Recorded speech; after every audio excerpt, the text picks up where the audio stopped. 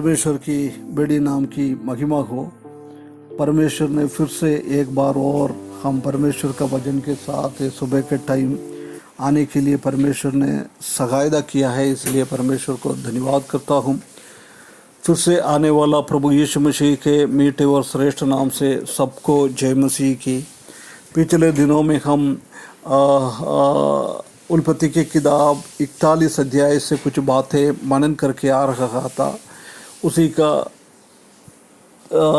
49 पद तक हमने देखा है। जोसेफ का जीवन मिस्र में कैसे एक बदलावट में आ गया है, एक बदलावट जोसेफ ने भी लाया है। वो प्राइम मिनिस्टर बन गया है और पूरा देश का आने वाला दिनों में अकाल के उसमें से बचने के लिए कैसे बुद्धिपूर्वक वो काम कर रहा है, ये बात हमने देखा है। आज हम उसका 50 से लेकर 52 तक पद तक हम पढ़ेंगे। 50 से लेकर 52 पद तक हम देख सकता है कि Joseph's 2 sons and his state of heart. Joseph को 2 बेटा जन्म हुआ है, उसी के साथ साथ उनका हृदय का अवस्था को भी हम देख सकता है। उसका 50 पद में लिखा है, अकाल के प्रथम वर्ष के आने से पहले यूसुफ के 2 पुत्र ओन के याजक पोतीफर की बेटी आसनत से जन्म हुआ है। अकाल आने के पहले, क्योंकि जोसेफ को वो अच्छा टाइम है, वो 7 साल के अंदर दोनों बेटा का जन्म हुआ है। परमेश्वर ने उसका जीवन में आशीष किया है, अनुग्रह किया है। कितना एक अनुग्रह उसका जीवन में मिल गया है। जब हम देख सकते हैं कि अगले पदों में उसका बेटे का नाम कैसे डाल रहा है, वही हम देख सकता है।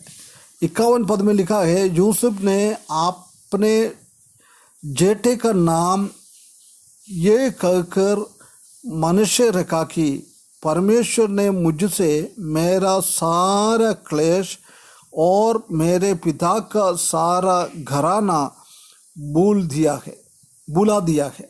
देख, मनुष्य को जन्म हुआ है जब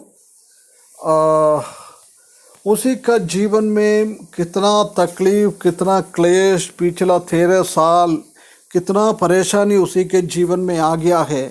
हर एक चीज़ उसने भूल गया है। एक भूल होने का एक हृदय उसको मिल गया है। जोसेफ को इतना ऊंचा उठाया है, पत्नी मिला है, परिवार मिल गया है, उसके बाद भी इतना एक परिवर्तन नहीं आया है। परंतु उसका बेटे का जन्म हुआ है जब टोटली एक परिवर्तन जोसेफ का जीवन में आया है। कितना एक बहुत बड़ी बात है। हर एक चीज़ को उसने भूल गया है। उसको एक भी चीज़ उसके जीवन में याद नहीं कर रहा है, सब कुछ भूल गया है। उसके बाद 52 के पद में हम देख सकते हैं कि दूसरे का नाम उसने ये कहकर एफ्राइम रखा कि मुझे दुख भोगने का देश में परमेश्वर ने फलवंत किया है। दुख भोगने का देश में परमेश्वर ने मुझे फलवंत किया है, ऐसा बोलकर उसने एफ्राइम नाम रखा है। देख, उसी के जीवन में भूलने का एक अवस्था हो गया है। उससे बढ़कर वो एक फलवंतता, कई ट्रांसलेशन में लिखा है 2 गुना फलवंता उसका जीवन में मिल गया है। उसने मिस्र में उसको इतना फलवंत किया है, ये बात को हम देख सकता है। कभी भी हम 2 गुना फलवंत हमारे जीवन में पा नहीं पाएगा जब तक हम दूसरा पुराना बातों को नहीं भूल जाता है। हमको टोटली पुराना चीज़ों को भूलना है। जब हमने परमेश्वर का संतान बन गया है, हमको पुराना हर एक चीज़ों को भूलना है। जब हमने परमेश्वर ने हमको आत्मिक उन्नति में, आत्मिक फलवंतता में लेके चले जाएगा। कितना एक अच्छी बात हम इस नाम से हम सीख सकता है। परमेश्वर जब हमको आशीष करेगा। एक प्रभु का दास C.S. लेविस ने ऐसा लिखा है, नरक में जाएगा तो कुछ भी चीज़ भूलता नहीं है। हमने इस दुनिया में क्या क्या किया है, छोटा बड़ा बात सब हमारा दिमाग में आ जाएगा। हमने कितना क्रूरता के साथ हमने बातचीत किया है, कितना गलत काम हमने किया है।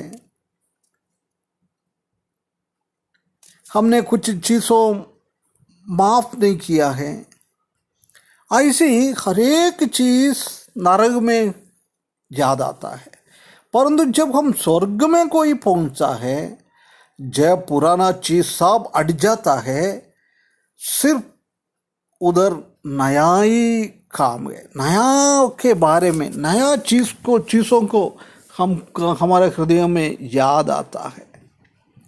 कितना एक बहुत बड़ी बात इधर हम देख सकता है ना। उसके बाद हम देख सकते हैं कि उस परमेश्वर ने उसको भूलने का एक शक्ति दिया है। परमेश्वर ने उसके जीवन में बलवंत किया है। जोसेफ ने पुराना बातों को सबको भूल गया है, परंतु उनका पूर्व पिता लोगों का विश्वास को उसने भूला नहीं है। वो विश्वास के हिसाब से उसका जीवन आगे बढ़ाया है। मिस्री में उसने इतना ऊंचा एक पोजीशन में, स्थान में आया है। उसको बीवी मिल गया है, परिवार मिल गया है, बच्चा मिल गया है, सब कुछ मिल गया है। उसके बाद भी उसने पुराना बातों को भूलकर परमेश्वर का विश्वास में आगे बढ़ गया है। इसलिए उसने इजिप्शियन का नाम उनका बच्चों को नहीं दिया है, परंतु इधर हम देख सकते हैं कि इब्रानियों का नाम, हिब्रू लोगों का नाम मनश्शे और एफ्राइम डाला हुआ है। विश्वास योग्यता उधर भी हम देख सकता है। प्रिय भाइयों बहनों, हमको भी पुराना चीज़ों को सबको भूलकर परमेश्वर ने हमको अपना बेटा बनाया है, इसलिए हमको नयापन में लाया है। वो नया का अनुभव को हम याद करते हुए, परमेश्वर का फलवंतता में आगे बढ़ते हुए, ये दुनियादारी को छोड़कर हम आनंद में हमेशा रहने के लिए परमेश्वर हमको सहायता करे। एक बात हम याद करें, इस दुनिया में कितना तकलीफ, कितना परेशानी हमारे जीवन में आ जाता है, एक दिन वो सब मिट जाएगा। जोसेफ के जीवन में वो परेशानी कैसे मिटा, उसका बच्चा लोग का जन्म होने के बाद। ऐसी ही हमारे जीवन में भी जब प्रभु यीशु मसीह का आगमन के बाद हमारा इस दुनिया का पूरा दुखित चेंज हो जाएगा। स्वर्ग में हम पहुंचेगा तो उधर दुख नहीं है, विलाप नहीं है, तकलीफ नहीं है, परेशानी नहीं है। ऐसी एक जगह में हम पहुंच जाएगा। वो आशा के साथ जोसेफ के जैसी ईमानदारी में हमारा जीवन बिताने के लिए इस वचन के द्वारा परमेश्वर हमको सहायता करे। उसके बड़े नाम की महिमा हो।